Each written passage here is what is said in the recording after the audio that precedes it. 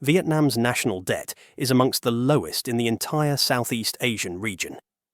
Here's a graph with data that we collected from the International Monetary Fund on the gross debt position as a percentage of GDP of Vietnam. As you can see, Vietnam's debt is a small figure of just 33.82% as of the latest year available for 2024. Comparatively, if we add the Philippines, Indonesia, Malaysia, Thailand and Singapore to this graph, we get to see just how low Vietnam's national debt is as compared to these major economies. As a matter of fact, if you take a look closer, most of Southeast Asian economies' debt had grown tremendously over the past few years, especially during the COVID-19 pandemic. Yet, Vietnam, for some reason, had seen its gross debt in 2020 to grow minimally and even fall in the coming years. So, why is this the case? Why is Vietnam's national debt so low? Well, before we try to understand why Vietnam's debt is so low, it is first more important to understand how a country like Vietnam incur debt to begin with. Vietnam's government, like any other government out there, incurs debt through their operations. A government basically operates just like a company. They generate money and spend money. They generate or collect money mostly in taxes and in a few other sources depending on the country. Then, they spend that money, a few in their military, some into economic affairs, such as infrastructures, then some in social affairs. To put this into perspective, here's a graph on the state budget revenues and grants for the year 2024 as published by the Ministry of Finance of Vietnam. As you can see, Vietnam generates revenues mostly in taxes and fees, with only a little coming from other sources. The total revenues for 2024 is 1.7 quadrillion Vietnamese dong, which is about 70 billion US dollars. That is a lot of money. Here's another graph to actually see this in more detail. As you can see, a lot of their revenue sources come from various places. There's a lot coming from SOEs, which are state-owned enterprises, businesses or entities that the Vietnamese government directly owns. Some also comes from the sale of crude oil, then some from taxes. Now, they have to take this money and spend it on various things. Here's another graph on the total state expenditures of Vietnam. As you can see, they use the money to invest in various things like investment and development expenditures, current expenditures, and contingencies.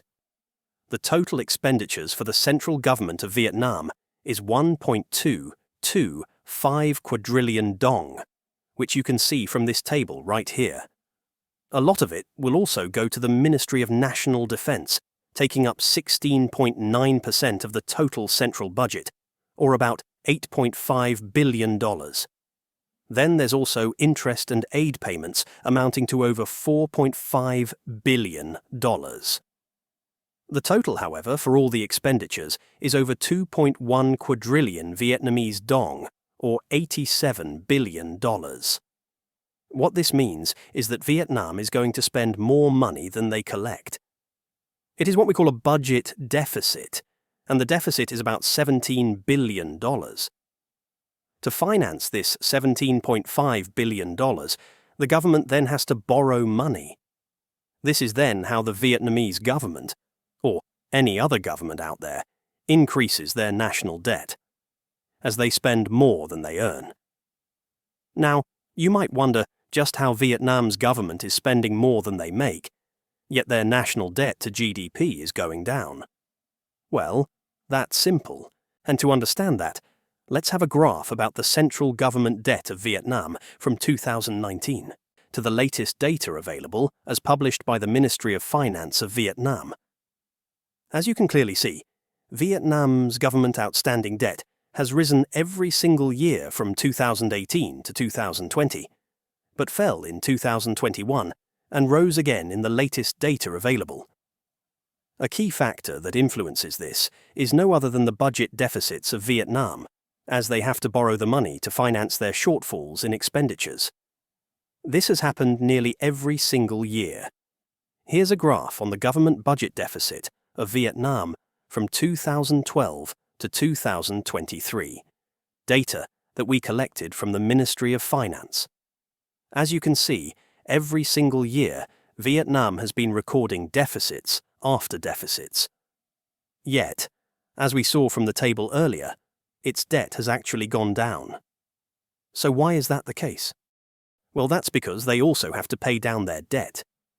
Here's an extended table of the central government debt of Vietnam. As you can see, every single year they have debt service repayments, principal repayments, and interest and commissions payment. This is a major reason why Vietnam's debt to GDP and overall debt is down. This might already answer why Vietnam's debt is so low. But that's not the sole reason here. Another major reason is because the overall deficit of Vietnam is also low. As we saw from the graph earlier, every single year, the government budget deficit of Vietnam has roughly been around 3 to 4% of GDP. But let's take a closer look and compare it to other countries. Here's a graph, data that we collected from the International Monetary Fund on the net, lending, borrowing, also referred as overall balance, of Vietnam as compared to other major Southeast Asian economies. What this overall balance shows is whether a country is running a surplus or a deficit in its government budget. As you can see first, Vietnam's overall balance as a percentage of its GDP has been mostly around a negative 2%. That means it has been spending more than it made. But if we add the other Southeast Asian major economies here, you'll see just how good Vietnam's budget management is. As you can see, from 2017, Vietnam's overall balance has been performing better than most of these major economies. There were 2 separate years where Vietnam's overall balance performed very well. In 2020, during the COVID-19 pandemic, where many governments around the world needed to spend money to stimulate their economies, Vietnam stood out as an outlier. The country's overall balance to GDP was just negative 2.86, whereas other economies like Indonesia had over negative 6.07%. In 2022, another instance saw Vietnam's overall balance to GDP to be positive to 0.68%, whereas the Philippines had a negative 5.48%. The results are then obvious. The countries with larger overall balance deficits had then incurred more debt than Vietnam. That is why Vietnam's debt isn't as big as these economies, as it is not only paying down its debt, but it's also doing better budget management, as they are not spending more money than they can collect. Thirdly, there's another reason why Vietnam's debt is so low, other than low budget deficits and continuous repayment of debts, and that is due to Vietnam's economic growth. Here's a graph on Vietnam's GDP annual growth per year, data that we collected from the World Bank. As you can see, Vietnam's economic growth rate has been extraordinary. As a matter of fact, it even shines better when we add other economies in the graph. You can see just how well it has performed, especially during 2020, where other Southeast Asian economies had a contraction in their GDP, yet Vietnam grew by over 2.9%. This strong economic growth then translates to a lower debt to GDP ratio, because as the economy grows, the government's ability to manage and repay its debt improves. A higher GDP means that even if the total debt remains the same or slightly increases, it becomes smaller relative to the size of the economy. In other words, the government has more resources to handle its obligations, making the debt less burdensome. Finally, another important part of Vietnam's reason for low debt is because of its strong trade surplus and export-driven economy. Vietnam, over the past few years, has emerged to become an export powerhouse. Here's a graph on the exports of goods and services as a percentage of GDP of Vietnam, data that we collected from the World Bank, compared to other major Southeast Asian economies.